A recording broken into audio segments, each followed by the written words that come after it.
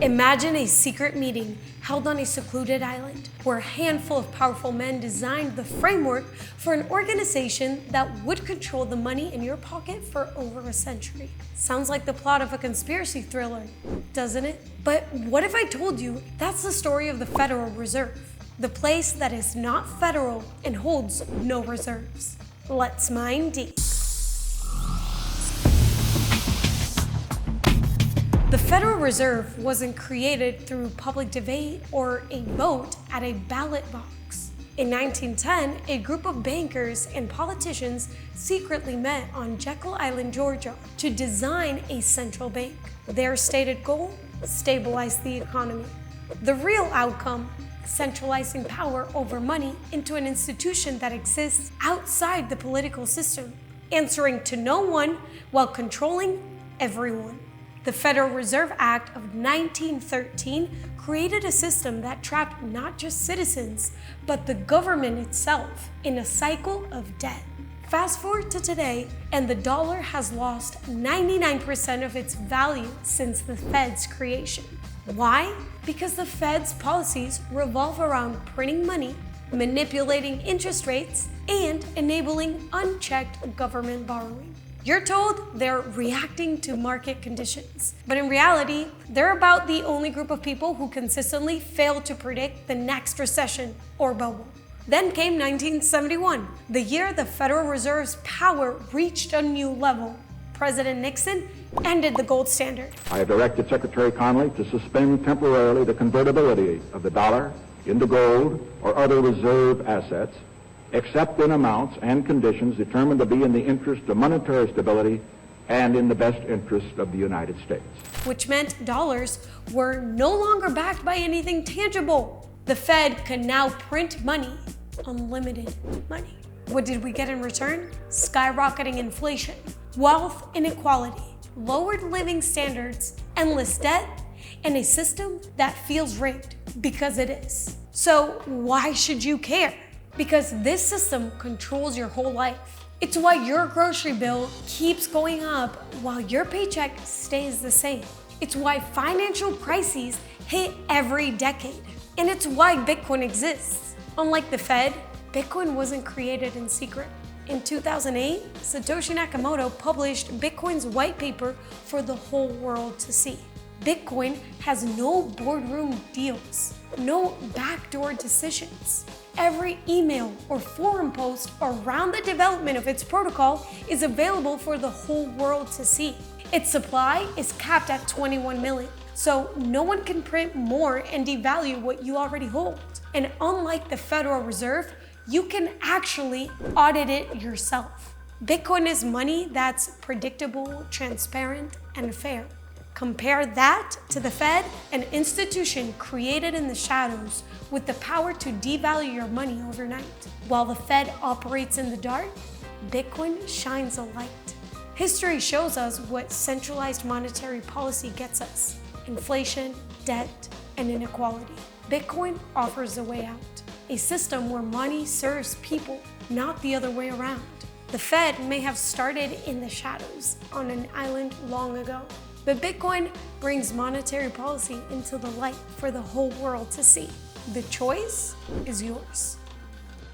Don't miss Lawrence Lepard Backstage. Can you tell me, how would you explain to a 5-year-old what the Federal Reserve does or what it is? Yeah, so think about your Monopoly game and think about the banker who has control of all the money. And the Federal Reserve is kind of the banker, and they can print the money and they can give it out to whoever they want to give it out to. And as it turns out, they give it out to the banks who do fractional reserve lending, and that's how they create their money. So, you know, money only has value if and when it's scarce. And this is why the soundest forms of money are naturally scarce. Gold is naturally scarce because there's only so much of it in the ground. And Bitcoin is naturally scarce because of the mathematical algorithm that caps it at 21 million. The money that we use, the dollar, is a fiat money, and it's not naturally scarce because the Federal Reserve can print as much as they want. There's a famous clip on many of the social media sites that shows Neil Kashkari from the Minneapolis Fed saying they have an infinite amount of money in their system, and that's true because they create money by just a mouse click. There's enough cash in the financial system and there is an infinite amount of cash at the Federal Reserve. We will do whatever we need to do to make sure that there's enough cash in the banking system. And as you might imagine, when you create money, you're not creating more productivity or more goods and services. You're just adding to the base of money that's in the system. And of course, what that does is that creates inflation. When you try to Google what the Federal Reserve does or what it is, you can't find anything. I'm writing a book, or by the time this interview comes out, it'll probably be out. But I describe why they do that. I mean, the Federal Reserve is a very insular organization. They're very protective of their reputation, and they're very secretive. And so there have been many attempts at auditing them more fully and deeply understanding what they do. It is difficult to figure out what the Fed has done and continues to do behind the scenes. And the other thing that I would add is, when they set the thing up in 1913, they had a set of rules, and they sold it as a benefit to the people because it would prevent the business booms and busts, and it would prevent bank failures and so forth. That was the sales pitch. But the reality is quite different.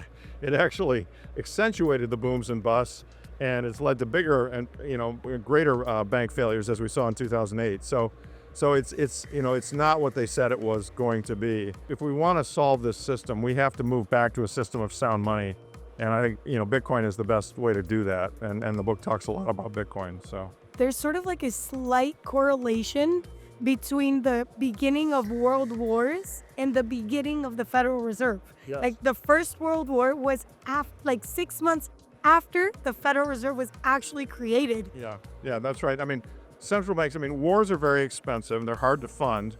And, normally people will not put up with the taxation necessary to fund a war. But if you can print the money for a war, well, then that allows you to have the war without ostensibly upfront feeling the pain. But the pain gets felt anyway. World War I started in 14, it ended in 18. But that decade, they saw inflation of, cumulative inflation of almost 100%.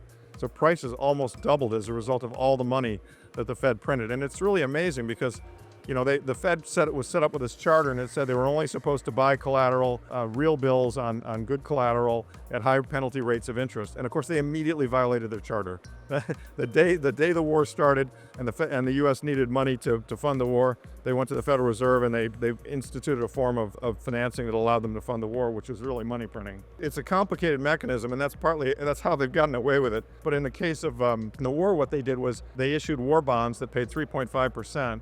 And then they allowed the banks to borrow at 3%. So the banks could borrow newly issued money from the Fed at 3% and turn around and invest it in the war bonds at 3.5%, and they could make 50 basis points free. So it was like a subsidy to the banks. So the banks got what they want. They got new money from the government off the printer, and the government got what it wanted. It got somebody to buy the war bonds to pay for the war.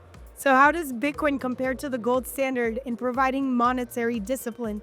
And do you think Bitcoin could prevent the kind of monetary expansion we've seen under the Fed? Absolutely. So Bitcoin is superior to gold for sure. Primarily, well, a lot of reasons. One, it settles much more quickly and it's much more verifiable. Those are two big reasons. The other big reason that it's better than gold is the stock to flow is lower. And every 4 years, the stock to flow is going down. So, Bitcoin is going to be, in my opinion, it's just a matter of time until Bitcoin is the base layer of money for the entire world. That's going to happen. Now, we can debate how quickly that's going to happen. I'd like it to happen very quickly. I suspect it's going to take a decade or two, but it's going to happen, in my opinion.